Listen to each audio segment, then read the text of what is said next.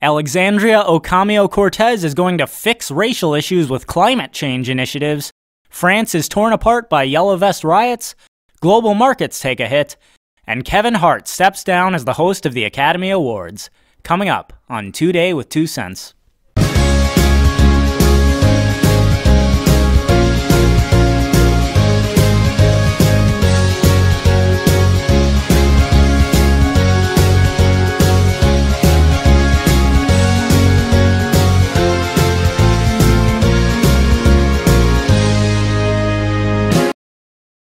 Hello everyone, and welcome back to Today with 2 Cents, wrapping up your weekly news.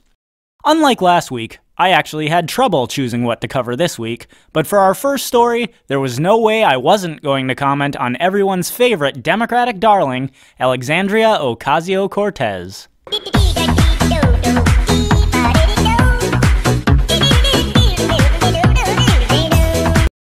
This week, Miss Ocasio spoke at a climate change town hall, where she claimed that the so-called Green New Deal would not only fix the country's economic woes, but solve racial injustices as well. Not long after, a YouTube channel called Bernie Sanders Brigade created this video set to Miss Ocasio's words. And first of all, it's just plain wrong. The idea that we're going to somehow lose economic activity, as a matter of fact, it's not just possible that we will create jobs and economic activity by transitioning to renewable energy, but it's inevitable that we are going to create jobs. It's inevitable that we're going to create industry, and it's inevitable that we can use the transition to 100% renewable energy as the vehicle to truly deliver and establish economic, social, and racial justice in the United States of America. Here's the deal, Miss Ocasio. If there really was demand for the climate change initiatives you're proposing, the free market would already have responded to that demand. Seeing as your proposals require government force to achieve, it can only mean that you will, by force, shift resources from their most efficient use to fund your green initiatives, which will inevitably lead to an overall economic decline.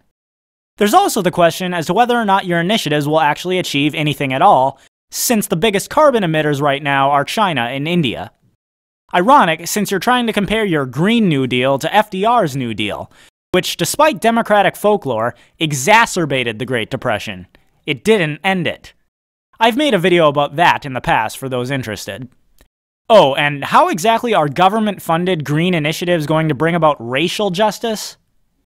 Suffice it to say, Miss Ocasio demonstrates yet again that she has no idea what she's talking about.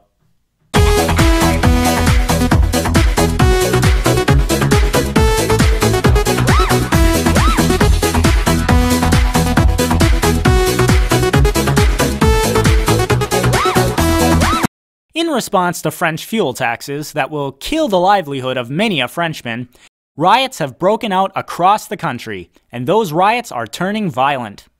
The government of France has had to deploy more than 90,000 police officers across the country.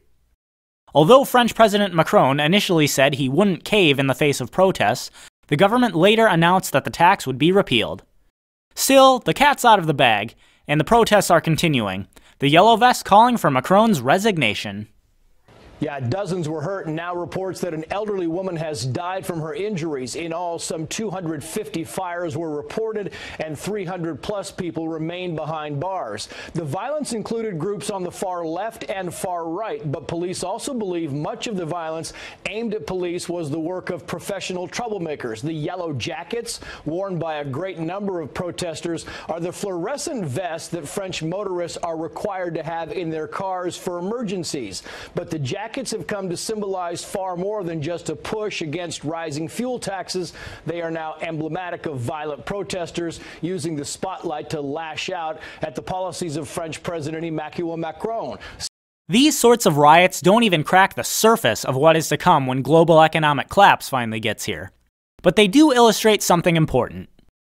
No country can simply tax itself rich.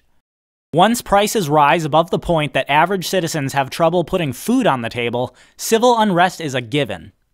When prices are determined freely by the market as people voluntarily exchange the things they want and need, needs tend to get met, and the luxuries of today become the commonplace things of tomorrow.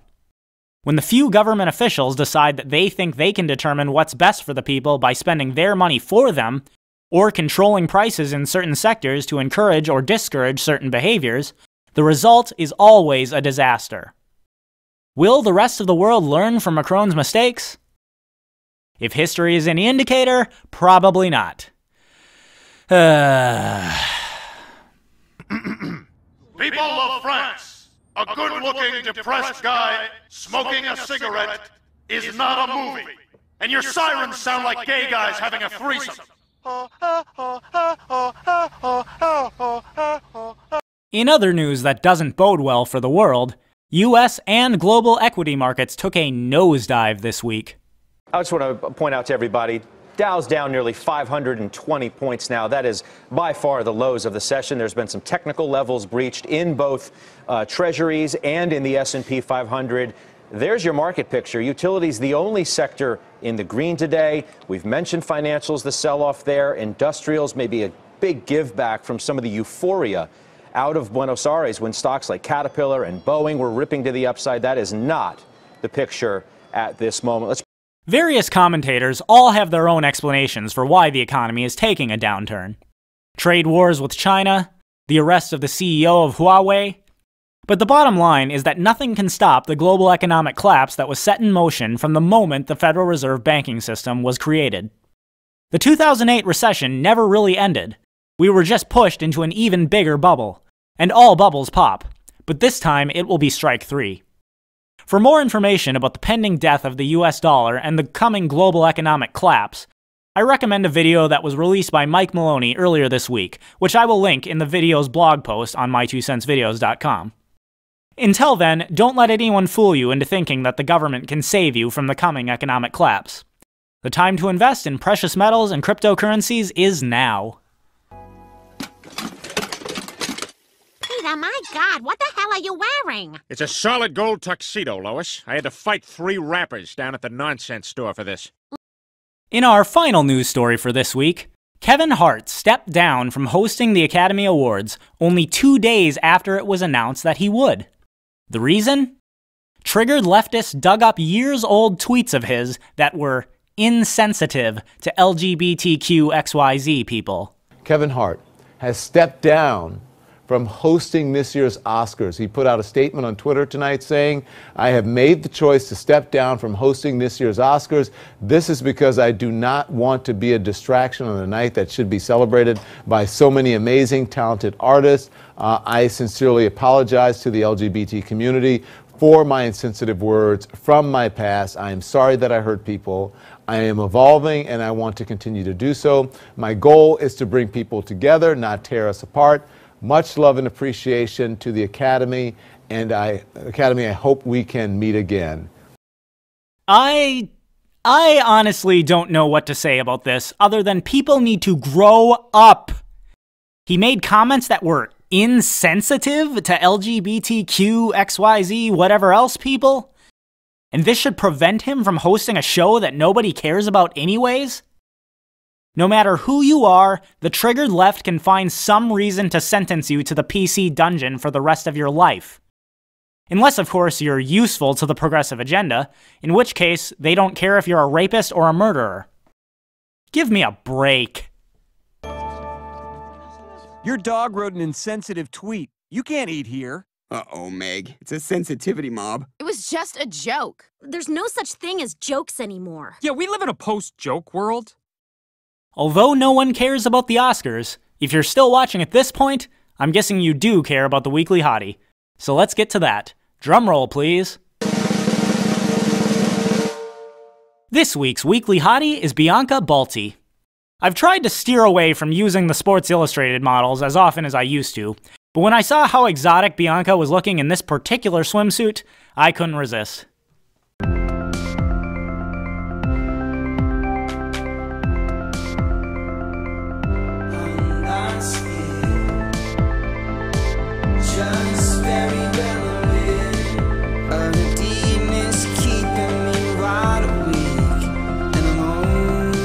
And that's it for this week. Be sure to like, comment, share, and subscribe.